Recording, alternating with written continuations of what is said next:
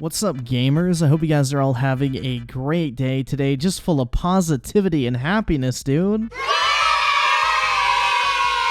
Because, you know, we got some wonderful news today. The reign of terror of Xbox Game Pass has finally come to an end, man, because Sony is here to provide us with true value in video game subscription services with the new tiers of PlayStation Plus. Now, there have been rumors for months that PlayStation was going to be launching their competitor to Xbox Game Pass. We didn't really know what it was going to be called. It was codenamed like PlayStation Spartacus. It was rumored to be kind of like a combination between PlayStation Plus and PlayStation Now, which is kind of what it looks like it turned out to be. And in all honesty, I'm not really a big fan of this. This is not for me whatsoever. I don't ever envision myself subscribing to this. If it was truly like an Xbox Game Pass style subscription service where I got to play all of Sony's new games day and date when they released in this new PlayStation Plus subscription service, then, you know, you might have piqued my interest a little bit, because I'm gonna be honest, man, most PlayStation games are not that appealing to me. I don't finish most of them. I don't know, I'm just not really too big on open world story driven titles, but if they were included in a more affordable subscription service, I would definitely be more inclined to check them out. But I know Sony doesn't want to do that because they'd rather get $70 from you up front, and then maybe later somebody subscribes to their service like 2-3 years down the line, and then they can play it. So yeah, I kind of understand why they're not doing it, but from a consumer standpoint, this is not really a subscription service that appeals to me in any way, shape, or form. But let's go ahead and take a look at this blog post that Jim Ryan put out regarding these new subscription tiers. So, since launching PlayStation Plus in 2010, Sony Interactive Entertainment has been at the forefront of innovation with game subscription services. We were thrilled to be the first console membership service that included a refreshed library of games through PlayStation Plus, which actually, to Sony's credit, back in like 2010 through 2013 on PlayStation 3, PlayStation Plus used to be insane, bro. Like, I remember one month I subscribed for like $8 and I got BioShock Infinite and DMC Devil May Cry, and both of those games were like almost brand new, and it was like, yo, what the fuck, this is a really good value. But unfortunately, it kind of went downhill when we got into the PS4 and PS5 generation, because Sony started charging for online multiplayer, and then they kind of realized, well, people are going to pay for this subscription service because they want to play online with their friends, so regardless of what games we put in for quote-unquote free, people are still going to buy the subscription service. So they started just kind of filling it with more and more junk over time, and it really diminished the value the PlayStation Plus provided. Unless you count gatekeeping online multiplayer behind an arbitrary paywall, even though the game's publishers and developers already pay for the online multiplayer servers, so Sony is literally charging you money to access game servers that they don't even fucking pay for. But that's a whole nother topic for another video. Paying for online multiplayer is one of the most archaic practices in the video game industry, and honestly, it should just go fucking die in a fire, to put it shortly. But anyway, getting back to the article here. And also launched the first console game streaming service with PlayStation Now. Today, we're pleased to share with you official news about changes coming to our subscription services. This June, we're bringing together PlayStation Plus and PlayStation Now in an all-new PlayStation Plus subscription service that provides more choice to customers across 3 membership tiers globally. Our focus is on providing high-quality, curated content with a diverse portfolio of games. Below is an overview of the 3 membership tiers. Now, the first membership tier is your PlayStation Plus Essential, and the quote-unquote benefits that it comes with, which we'll get to, provides the same benefits that PlayStation Plus members are getting today, such as 2 monthly downloadable games, which I guess is the only benefit you could really say, exclusive discounts, yeah.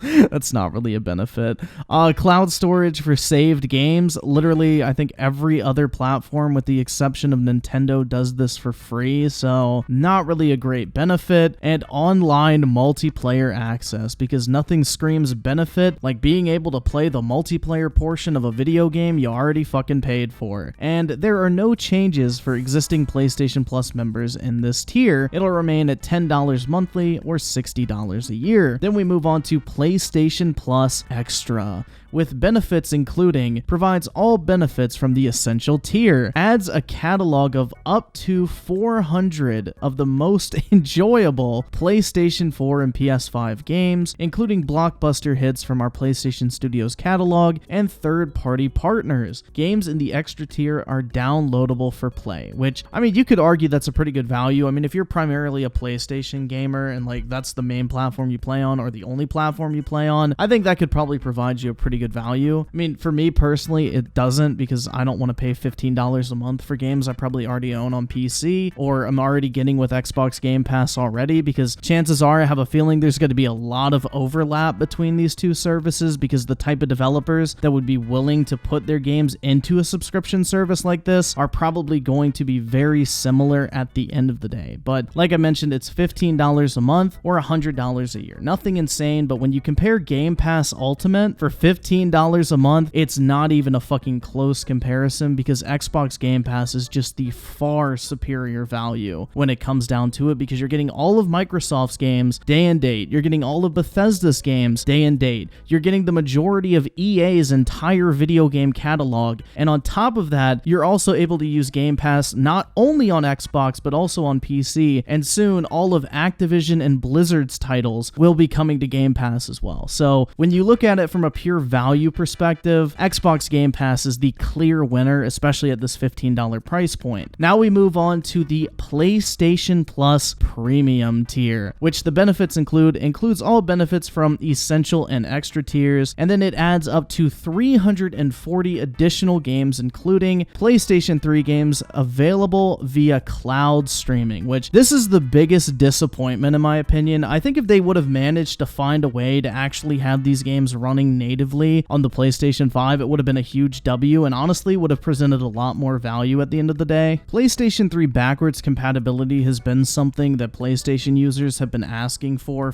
about 10 years at this point, and it would have been really awesome if Sony was able to provide that, but nope, you gotta stream your favorite PlayStation 3 games, because who doesn't love cloud streaming a video game? But before we get too deep into this, let's go ahead and highlight the rest of it. A catalog of beloved classic games available in both streaming and download options from the original PlayStation, PS2, and PSP generations, offer cloud streaming access for original PlayStation, PS2, PSP, and PS4 games offered in extra and premium tiers in markets where PlayStation Now is currently available. Customers can stream games using PS4 and PS5 consoles and PC. Time-limited game trials will also be offered in this tier, so customers can try select games before they buy. Now, the price of this service is $18 a month or $120 yearly, which, just for reference, in case you guys don't know, Xbox Game Pass Ultimate works out to be $180 a year, because they don't offer a yearly plan, which Sony does, which is a benefit in this particular situation. But on a pure month-by-month basis, PlayStation is $3 more expensive for their premium tier versus Xbox Game Pass Ultimate. Now, I want to go back to the benefits of this premium tier. You can play PS1, PS2, PSP, and technically PS3 games through cloud streaming. What I find very interesting, and this is a huge benefit for Microsoft, which I think a lot of people downplay, Microsoft 100% supports backwards compatibility. From the original Xbox to the 360 to the Xbox One to the Xbox Series consoles, you can play the majority of the library of all of those consoles on your brand new Xbox Series X or S. You don't have to pay for a subscription service. If you own the game either physically or digitally, you can play that game on your console, no strings attached. That's all you have to do. If you own the game, you can play it. With this, Sony is basically forcing you to pay for a subscription service to access the backwards compatibility function, which is obviously working on this console. So why can't someone just put in their PlayStation 2 disc and play their favorite PlayStation 2 game? Why can't someone just put in their PS1 game and play that game on the PlayStation 5? Like, do you kind of see what I'm saying here? It feels like they're gatekeeping the feature of backwards compatibility behind a paywall and this $18 a month subscription tier, when their competitor Microsoft is literally just allowing people to play whatever fucking game they own on the console, no subscription required. So not necessarily a great look when it comes to this, and on top of that, there is no excuse for why Sony cannot get PS3 games running on the PlayStation 5. People have made working PlayStation 3 emulators, and they've done it as fan projects with no official support, no teams of software engineers, not billions of dollars at their disposal for research and development. Sony 100% could get a PlayStation 3 emulator running on the PlayStation 5 if they really wanted it to. They're just lazy and would rather sell you the cloud streaming service because they don't want to waste their time coming up with a way to natively run PlayStation 3 games on the PlayStation 5. So they're basically forcing you to pay for the subscription, and if you want to play those old PS3 games, you have to stream them versus actually being able to play them natively on your console. console, which I think is a major downside to the service because, again, Xbox 360 games can be played natively on the Xbox Series X. You put in the disc, the emulator boots up, and boom, you're playing your 360 games. It's a great feature that Microsoft has implemented, and it's very hard to overlook when Sony literally could be doing the exact same thing, but they're just failing to do so. And then, I mean, if you want to get to the elephant in the room, I think PlayStation games eventually will have to be in here day and date. Sony could 100% do it if they wanted to. I mean, they just don't want to because they make a fuck ton of money selling their games day one for $70 a piece. So they probably want to preserve that income stream, but when you look at something like Xbox Game Pass, which is technically cheaper on a month-by-month basis, it provides you infinitely more value at the end of the day. You're getting all of Activision's games in the future. You're getting all of Bethesda's games. You're getting most of EA's games. And you're getting all of Microsoft's first-party games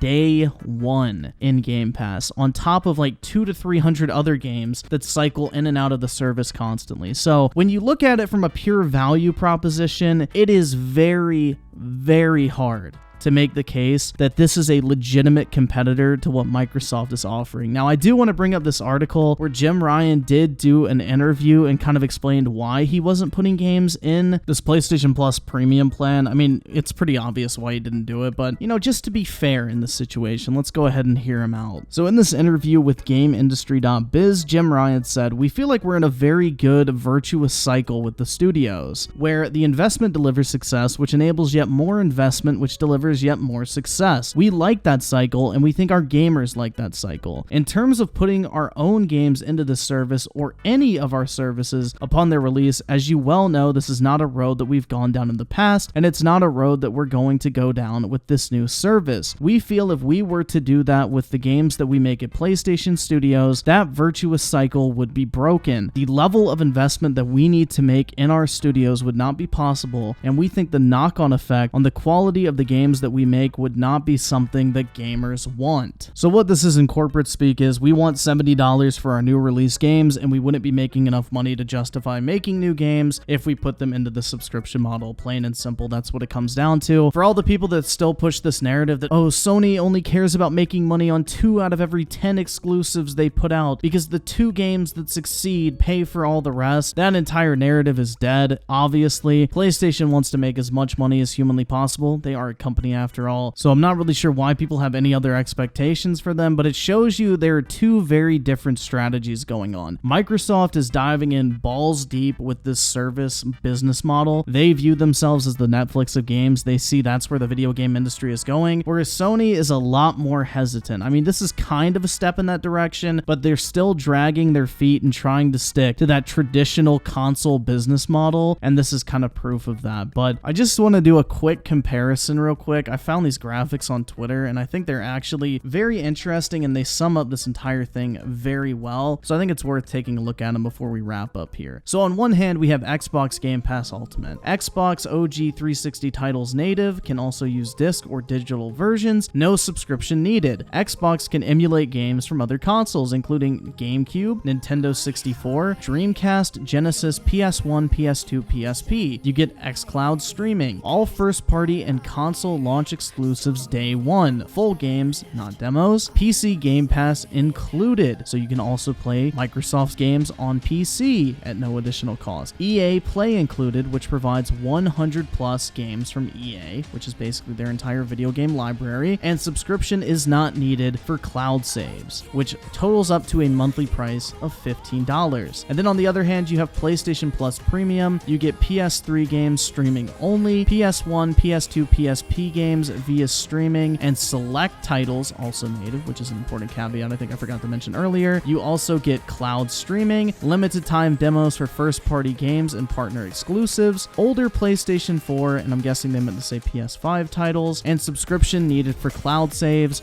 monthly price $18. So, like I said earlier, I don't really think there's a very good value comparison between these two services. Obviously, Game Pass is the far superior value at $15 $15 a month versus PlayStation Plus Premium at $18 a month. But I guess it kind of just depends on what interests you. If you're primarily a PlayStation only gamer, obviously it's going to be of interest to you. Game Pass doesn't really mean shit because you don't even have a fucking Xbox. So I guess that kind of solves the problem there in and of itself. But anyway, guys, let me know your thoughts on this entire new PlayStation Plus subscription model. Are you guys excited for it? Do you think it provides a value? Do you think it's an actual Game Pass competitor? Were you hoping for more? Let me know in the comment section below. And if you did enjoy this video, make sure to drop a like on it. I would greatly appreciate it. As always, I do want to thank everybody for taking the time out of their day to check out this video and for all the recent support on this channel. You guys are the fucking best, and I really do appreciate it. So with that said, guys, I will catch you all next time.